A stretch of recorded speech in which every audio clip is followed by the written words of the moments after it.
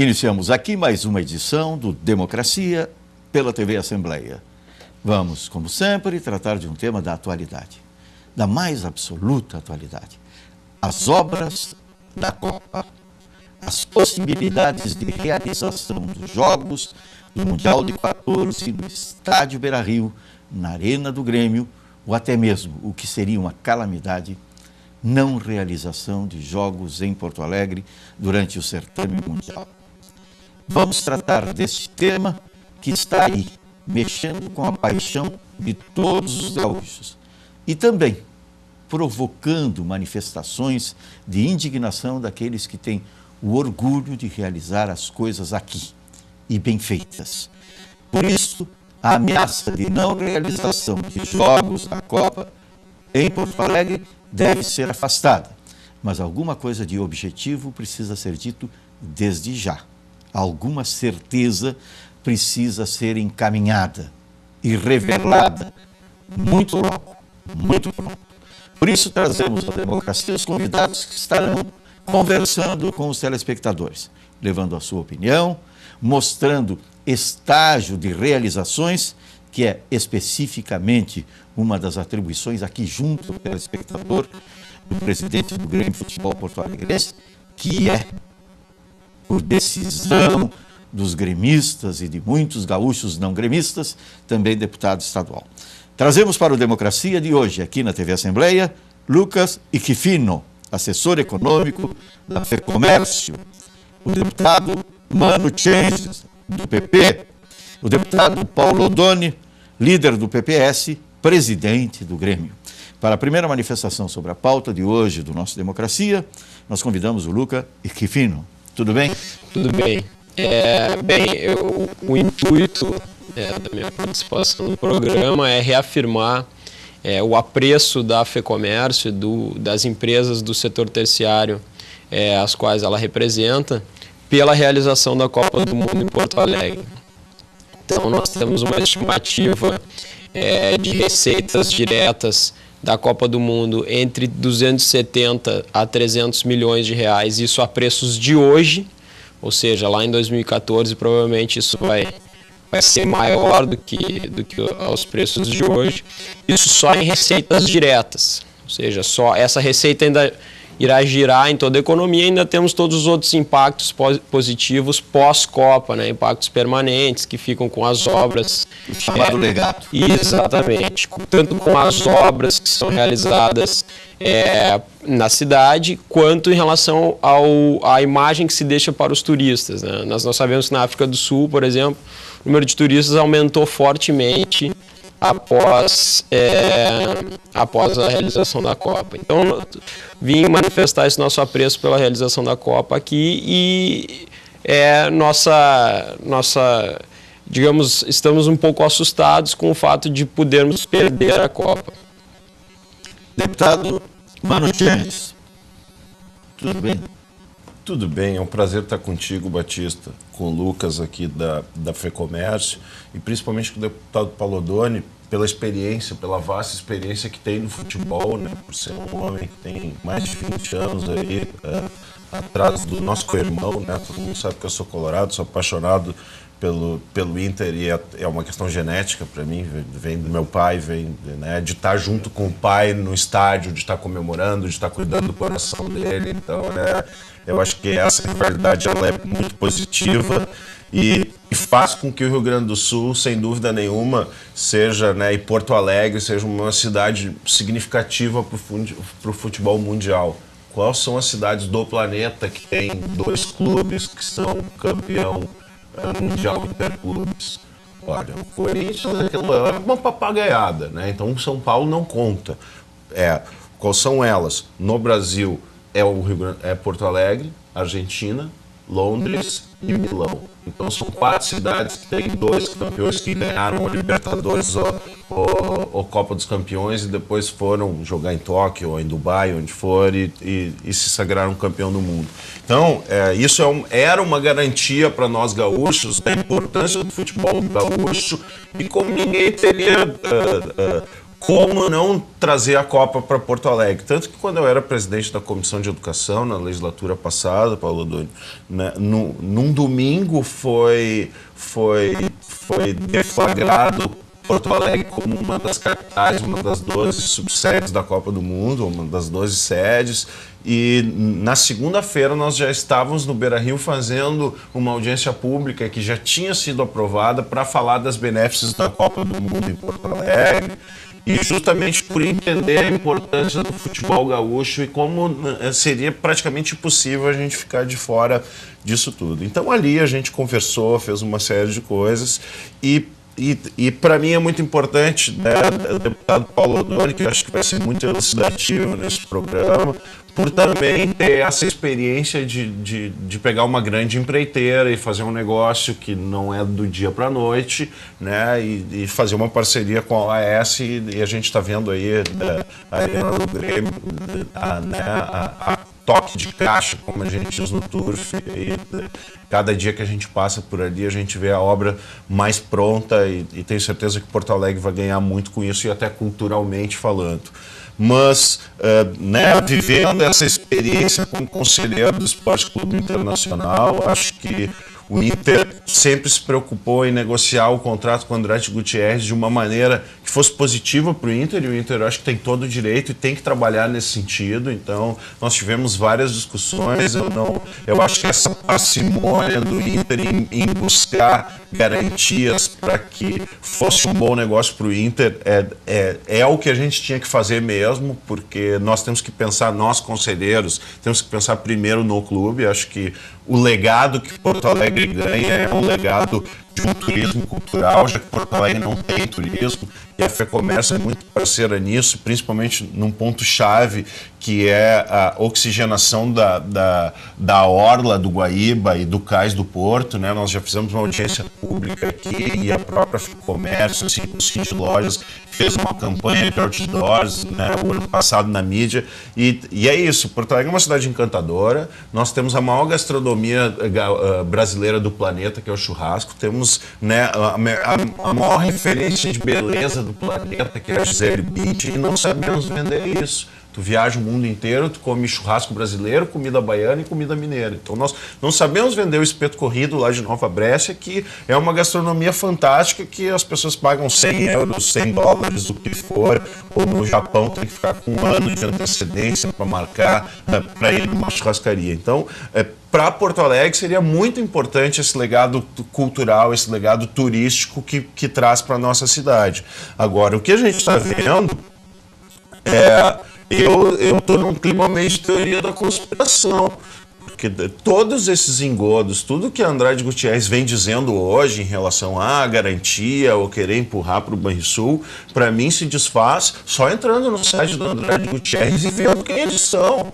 É uma empresa muito grande, é uma empresa gigantesca, que tem mais de 1.800 quilômetros de concessão de rodovias no país, e a gente sabe que isso dá muito dinheiro. É que nós, gaúchos, não temos obras aqui do governo federal, né? Tu vai para o Nordeste, tu vai do aeroporto de Jaboatão de Guararapes até Porto de Galinhas, que não dá 100 quilômetros. O que tu vê de viaduto da OAS e da Andrade Gutierrez é uma coisa de louco.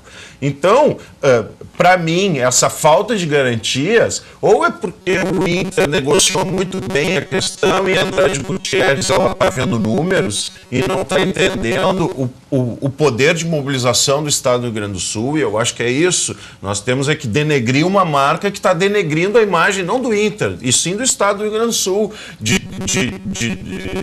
olha, eles estão sendo moleque, porque eles têm dinheiro, eles não têm a vontade política, na minha opinião, de fazer isso, até que me provem o contrário. Agora, o tempo está passando. Na minha opinião, por ter uma carta de encargos muito ligados ao governo federal, por ter uma série de obras, o que eles estão fazendo? Eles estão espremendo o máximo possível para poder barganhar. E nós não somos moleque aqui no Rio Grande do Sul para nos submeter a isso. Então eu acho que é muito sério, sim. É uma empresa que tem muitas posses, que tem 19,33% da Oi, que é uma grande companhia que não tem nada a ver com isso, não tem o controle acionário da Oi. A Oi trabalha muito a questão da inclusão digital aqui, mas Andrade Gutierrez, em 93, fez a AG Telecom e hoje ela é detentora de 19,33% das ações da Oi, que fatura mais de bilhões por ano em relação à internet, em relação à banda larga, em relação à telecomunicação, que hoje é um dos grandes filés aí pelo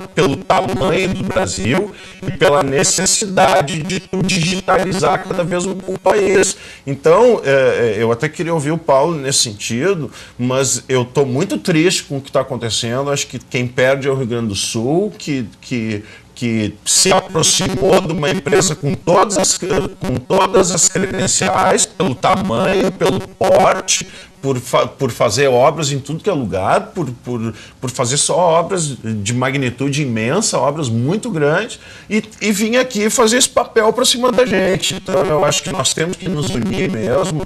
Não interessa onde vai ser a Copa do Mundo, é importante que tenhamos a Copa para pensar no estado do Rio Grande do Sul. Agora, o Inter tem todo o direito de fazer o melhor negócio possível para o seu clube, assim como o Grêmio teve todo o direito de buscar soluções no seu clube e buscou de uma maneira inteligente. Está aqui o Paulo para isso, tanto que seu estádio está sendo construído. Agora, Andrade Gutierrez sim tem patrimônio. Andrade Gutierrez, o que ela não tem é vontade política, ou por saber, né, que a Dilma, uns 6 meses atrás, disse que queria que o neto dela fosse colorado, né? Então, daqui a pouco eles pensaram o seguinte: bom, se o Lula deu um estádio para o Corinthians e a Dilma disse que o netinho dela tem que ser colorado, daqui a pouco ela que vai dar essas garantias, né? Mas então, o que a gente está fazendo? A gente está especulando, porque esse contrato ele é bem fechado, ele tem cláusulas que nem os conselheiros puderam interpretar, porque existe lá todo um H que tem que ser confidencial, não sei o quê, mas sinceramente, o que está faltando é vontade, ou o que está faltando é ética, é caráter de uma instituição que deveria entender a importância que ela vem no momento que ela vem para fazer parceria com o clube do porte do Esporte Clube Internacional, né, para fazer uma obra que, sem dúvida nenhuma, é um dos lugares mais valorizados de Porto Alegre, que é na beira do Rio Guaíba, ou seja, um patrimônio fantástico, e que ela vai ter concessão e que ela vai ter como explorar isso por um bom tempo. Então, sinceramente, eu acho que eles estão querendo ser muito espertos, só que o tiro está saindo pela culatra, porque nós gaúchos estamos indignados com isso. Deputado Paulo Doni. Quero saudar aqui os finos, saudar o meu amigo Mano Changes, aqui um lutador na Assembleia, e um colorado também declaradamente fanático, né? A tradição do pai dele, do Gardel, que é um líder colorado. Olha, eu estou aqui convidado, né? Programa deputado da casa, mas também pela produção me dito convidado, queriam alguém representando o Grêmio. Eu até pedi para o Eduardo Antonini vir para, quem sabe, dar uma opinião mais técnica e tal. O Antonini está casualmente em Brasília hoje, nesse momento, porque a bancada federal está reunida lá por convocação do coordenador, que é o deputado Paulo Pimenta, do PT, para que eles possam tomar uma postura política em relação às emendas orçamentárias, às verbas, Batista, que foram aprovadas pela bancada no ano passado e inseridas como emenda ao orçamento da União, mas que, como todas as emendas parlamentares, ficam contingenciadas, ou seja, congeladas, né? No ano passado, uma emenda que tinha sido aprovada para obras em torno da Arena, uma emenda de 30 milhões, com o esforço de todos os que estavam lá, que ajudaram de forma pluripartidária e sem discriminação clubística, quer dizer, os colorados ajudando, os gremistas ajudando os colorados quando foi as emendas para o Beira-Rio, o que demonstra que não houve o que se diz um processo de grenalização, de rivalidade, de disputa do Grêmio Internacional com os estádios. Aprovaram a emenda dos 30 milhões, saíram 8 milhões no fim do ano. O que é isso? Quando nós fomos escolher a Arena, fizemos a opção por construir um estádio novo, nós não estávamos olhando para a Copa do Mundo no Grêmio. Nós estávamos olhando para o umbigo do Grêmio, para o futuro do Grêmio. Se tratava do Grêmio fazer um upgrade na sua vida. A gente achava que o nosso velho, glorioso, maravilhoso, espetacular, olímpico, monumental, cumpriu o seu papel, como cumpriram no Brasil o Maracanã, que foi símbolo mundial aí de estádio, o Mineirão, os próprios eucaliptos, e antes a Baixada do Grêmio, na proporção que eles tinham na época. Depois, com as suas paixões, desses dois clubes construíram o Olímpico e depois o Beira-Rio, aí se cobriu o Olímpico, e o Grêmio hoje parte para uma outra etapa, que é um novo conceito de estádio. Nós não fizemos a Arena com todos os requisitos FIFA. Você tem lá tudo que a FIFA exige, um pouco mais, o que a UEFA exige, né? Em matéria de conforto, em matéria de segurança, em matéria de tudo, de acessibilidade, de higiene, de tudo. O estádio vai ser mais caro porque é autossustentável, vai ter certificação LEED, vai reaproveitar a água, vai ter a energia mais barata, com investimento maior no início. Enfim, tudo isso foi feito olhando para o futuro do Grêmio. O que aconteceu conosco na diferença do processo com o Inter, acho que o Mano focou isso já com uma visão verdadeira, é que a diferença é que o processo foi muito lento no Grêmio e foi doloroso, viu? Como lá no Inter também, muita gente não queria saber. Nós fomos procurados pelos arquitetos que projetaram o estádio do Ajax. Por que ele nos procurava aqui, eu perguntei. A primeira coisa que ele disse é que ele veio aqui ao Sul, porque a ideia dele é de que nós tínhamos que construir um estádio, que a Copa do Mundo ia nos levar, os países e o Brasil, a fazer isso, a ter uma nova geração de estádio. O conceito do estádio de futebol não podia mais ser muito concreto e muito ferro e pronto. Isso era o Maracanã, isso era o Beira-Rio, isso foi o Olímpico, isso são os estádios até aqui conhecidos. Mas que tinha que ser um equipamento multiuso, que você usasse não 36, 40 vezes por ano, que é muito pouco para pagar e manter um equipamento desse tamanho, mas que você lá dentro tivesse atividade o ano inteiro e todos os dias. Que você tivesse lá gastronomia, entretenimento, que tivesse as corporações podendo usar os espaços, não só para os dias de futebol, mas para atender seus clientes, seus programas de trabalho, etc. E nós tínhamos viajado pela Europa e visto alguns desses modelos. O Estado do Porto é um exemplo. O Estado do Porto, no gramado do Porto, não treina a equipe do Porto. Em compensação, as corporações que locam alguns dos ditos camarotes enormes com espaço para escritórios, uma vez por mês, ou por ano, ou por semestre, faz uma convenção dos seus funcionários, digamos, uma GM da vida aqui, vai para dentro do estádio, faz a convenção dos seus clientes, da sua rede, bota lá 600 pessoas, vão de manhã, entram para dentro do vestiário, tomam um banho na banheira dos ídolos, dos atletas, fazem a festa, jogam a pelada, fazem a festança. Vão para o almoço no catering do clube, do estádio, para tudo, e fazem uma parte de trabalho para vender o peixe que querem, se é o automóvel, se é o programa de venda, se é de consumo, que seja. O sujeito sai de lá às 6 da tarde embaladíssimo para vender GM. Pronto. Então, naquele gramado sagrado que não joga o Porto, só as partidas oficiais e não o treino, as corporações podem fazer. Isso era me dado por ilustração para dizer o que nós tínhamos que tirar de um equipamento chamado multiuso. Como é que se programa ele não para improvisar, para fazer um show, que o Mano sabe bem como é a quantidade de equipamentos, mas já ter o espaço e o estádio ser planejado para ter o espaço do show. Pode ser um show para 10 mil pessoas ou 5, pode ser até climatizado e pode ser para 60 mil pessoas se você usar o estádio inteiro. Pensando nisso, nós fizemos o projeto da Arena. Não era para a Copa do Mundo, mas é porque a Copa do Mundo, na visão daqueles holandeses, ia acarretar isso. Eles mesmos estavam remodernizando o seu estádio. É um vetor de interesse. Aí lançamos a Arena com essa ideia de mudar isso. E isso é um certo respeito ao futebol, que é o comum com o Mano. Um estádio que tem 2 campeões do mundo, que tem orgulho de que construiu os seus patrimônios sem dinheiro público, com a força, a paixão do seu torcedor. Nós temos que fazer um negócio desse. E assim que a gente tocou a Arena. Nunca disputamos com o Beira-Rio de ser qual é o estádio da Copa. Então eu queria que a intervenção minha, quando eu aceitei, que é com todo esse cuidado. Eu continuo com a mesma postura, quer como presidente do Grêmio, quer como deputado, quer como o compromisso que eu tive quando fui secretário da Copa. O Rio Grande do Sul tem que assegurar a Copa do Mundo aqui. E eu lamento profundamente que a gente tenha deixado, vamos reconhecer, quase que em silêncio, né?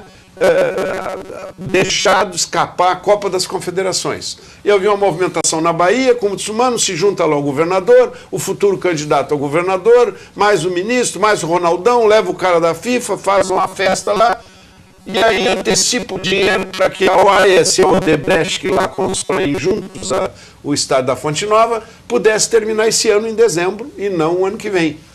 Porque isso acelera, você trabalha em 3 turnos, trabalha de noite, eu sei o que é isso. A Arena anda nesse ritmo lá, né?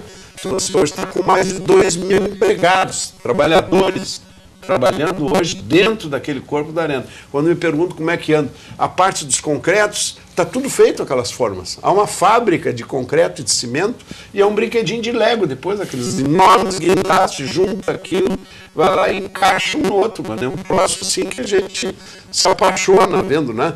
Pois bem, essa coisa do estádio tá sendo construído nesse ritmo de ter feito é fruto da concepção que nós temos. A OAS vai ser por 20 anos sócio do Grêmio. Quando eu fiquei preocupado com o gramado, porque um estádio desse muito alto e meio fechado, ele traz problemas de gramado. As arenas modernas trouxeram na Europa, trazem aqui, vão trazer na Bahia, vão trazer aqui para o Grêmio, para o Internacional, se o Internacional cobrir o seu estádio também, como está pensando. Aí tem outras tecnologias, você tem drenagem, aeração, né? A mesma máquina que suga a água se cair um toró de 40, 50 milímetros em meia hora, para não ter adiamento do jogo, que a FIFA não tolera que você atrase 30 segundos na televisão, um espetáculo de futebol, que é. É um espetáculo para o mundo, né? Aquilo é um evento econômico da FIFA. As cifras são brutais. E o que eles vendem de imagem para o mundo inteiro são mais de 3 bilhões de televisões ligadas no mesmo dia que vão estar focadas em Porto Alegre, naquele estádio. Se você atrasa meia hora o jogo porque choveu, pronto, foi a ruína. Então, vai se fazer drenagem, vai se sugar água com o motor e quando termina que sugou, ela faz uma reversão e faz a aeração da grama que ela precisa. Tudo isso foram detalhes que a gente foi construindo nesse tempo e o presidente da OAS virou comigo aqui. Eu digo, eu sei que o senhor está, presidente, para mim, preocupado com o gramado e com as poltronas também. As poltronas que nos deram lá era padrão FIFA no tamanho e tudo, mas muito ordinárias. Aí nós rejeitamos e chamamos a OAS. Não pode ser isso. E o presidente falou, o senhor não se preocupe que a Arena vai ter o melhor gramado possível e vai ter a melhor poltrona possível, porque isso é a essência da Arena. O torcedor ter respeito à bola rolando no melhor tapete e o torcedor melhor colocado para assistir isso. E nós vamos ser sócios por 20 anos. A OAS vai ganhar junto com o Grêmio, ela vai ganhar 35% e o Grêmio 65%. Então, dizer, nós temos interesse que isso seja assim.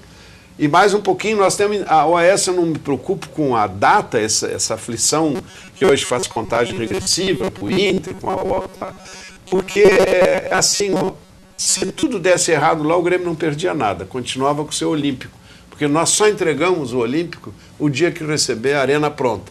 Segundo lugar, a OAS, quanto mais cedo entregar o estádio para nós, mais cedo vai fazer o seu empreendimento imobiliário, lá onde está o Olímpico e ao lado da Arena, que isso ela tem de parceria com a Caixa Econômica Federal. Então, por isso que aquele ritmo daquela obra é uma loucura, a gente olha e realmente se emociona e vê sem nenhum risco.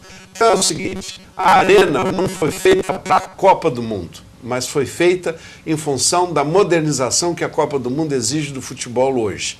E assim ela está posta. Se ela um dia vier a brigar a Copa do Mundo para que Porto Alegre não deixe bem, não interferiu na questão do Inter e da Andrade Gutierrez nem nada. O Inter tem que resolver de acordo com seus interesses soberanamente, a gente tem que respeitar isso. Mas se não der lá, a Arena é evidente que vai estar pronta. Essa é a ótica que eu vejo. Voltaremos em seguida com Democracia aqui pela TV Assembleia.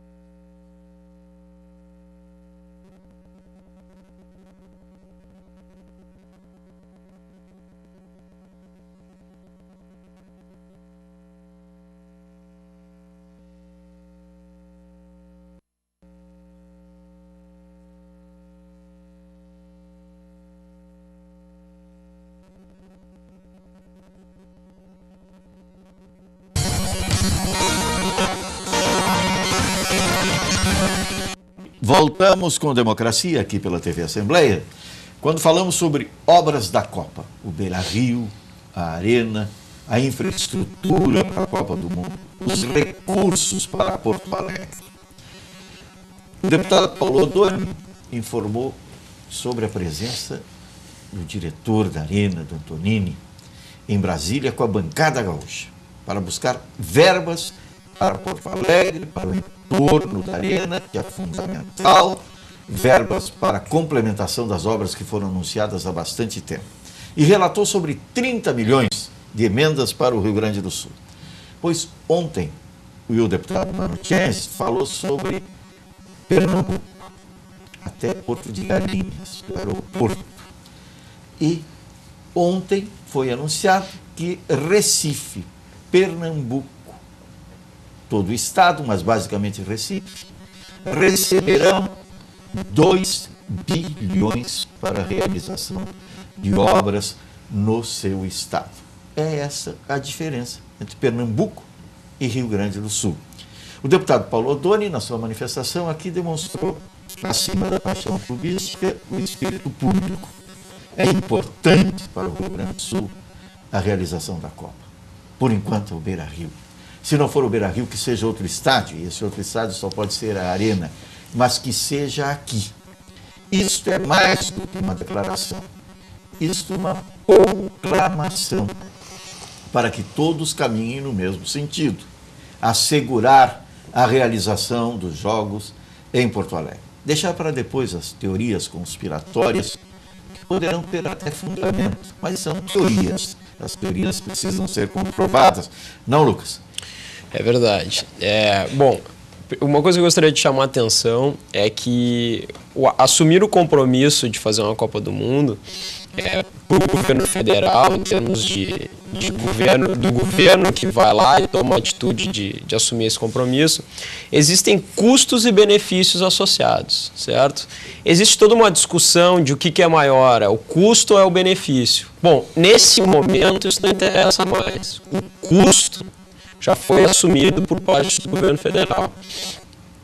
E além disso... Posso fazer uma intervenção? Sim, claro. O governo federal, a rigor, não assumiu custo nenhum da Copa do Mundo. Assumiu só o comprometimento de faixa de financiamento da BNDES. Quer dizer, quem vai pagar serão os clubes ou os estados e as prefeituras. Aqui em Porto Alegre, as obras, por exemplo, não tem obra federal dentro de Porto Alegre, até agora. Até acho que deveria ter. Né? E a mesma coisa com relação aos estádios. Lá, financiamento do BNDES, mas financiamento. Eu acho que o Lula até foi correto nisso. Não tem dinheiro a fundo perdido. Não reclame que vai ser o país do futebol, que não tem saúde, que não tem isso, que está gastando no futebol. Está financiando. É verdade, era exatamente nesse ponto que eu ia chegar. Existe, na verdade, bom, por exemplo, para Porto Alegre está sendo discutido agora as emendas, né, que estão sendo liberadas para realizar investimentos em Porto Alegre. Tem algumas na Arena, que não tem nada a ver com a Copa, e tem outras para o Beira-Rio. Mas existem, o deputado está me dizendo que todos os estádios são construídos com dinheiro privado à medida de financiamento pelo BNDES. Até onde eu sabia, existiam estádios que estavam sendo construídos com dinheiro público, estádios públicos. Não, desculpe, não são todos privados. Privados é o Beira-Rio. Sim, mas era exatamente nesse ponto. Pois deixe-me concluir. Com dinheiro dos estados e das prefeituras. Ok, mas era exatamente nesse ponto que eu ia chegar. No Rio Grande do Sul, existem 2 agentes privados, né, Grêmio Internacional, que estão assumindo os custos privadamente. Ou seja, não existe dinheiro público, tanto federal, municipal, estadual, não existe dinheiro público em massa sendo alocado em Porto Alegre. Então nós temos uma situação no Rio Grande do Sul que, se não me engano, não existe nenhum estado, não existe nenhuma sede da Copa do Mundo onde nós temos 2 agentes privados assumindo praticamente, ou dispostos a assumir praticamente todo o custo associado à realização da Copa do Mundo. Ou seja, onde eu quero chegar, o que eu estou dizendo é o seguinte, o custo já está dado, certo? Nós temos os 2 estádios, temos a capacidade de realizar a Copa do Mundo. Agora nós não podemos deixar de aproveitar os benefícios. Nós conquistamos o direito de ter a Copa do Mundo lá na negociação, à época, na negociação com a FIFA, conquistamos o direito de ser sede da Copa, certo? Agora, para mim, Lucas, está bem claro uma coisa. Não se faz só Copa do Mundo com belos estádios. Não, é verdade. E é isso que me apavora, entende? Porque nós não temos estrutura de luz suficiente para a demanda. Tem que fazer verdade.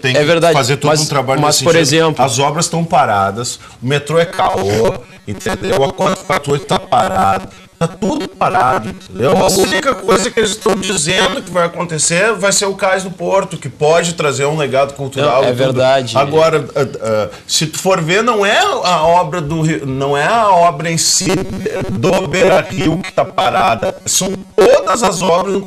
Nós não conseguimos aumentar a pista do aeroporto Salgado Filho, entendeu? Parece má vontade, verdade, entendeu? Eu acho que a gente está muito nessa coisa assim. A ponte vai sobre ser... o Riacho Ipiranga. Porque, por exemplo, assim, por mais, e eu concordo com o Paulo Odoni no momento que é o seguinte, não está tendo uma grenalização, bem pelo contrário, a gente está tentando se unir para ajudar nesse sentido. Mas a torcida, ela se conforma com essa grenalização, a sociedade, entende? Às vezes o torcedor, não, a Copa vai ser no Beira-Rio, não tem essa.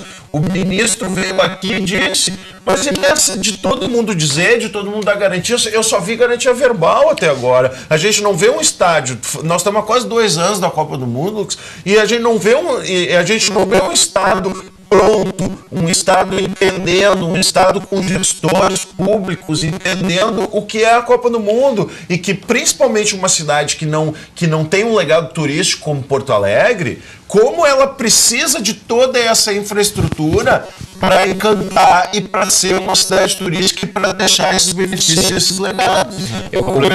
Eu concordo contigo. Com certeza a Copa não é feita só dos estádios. O que eu quero dizer é o seguinte, por exemplo, nós temos uma noção, eu estava consultando o site existe um site da Copa oficial da Copa do Mundo do Brasil, lá do governo federal.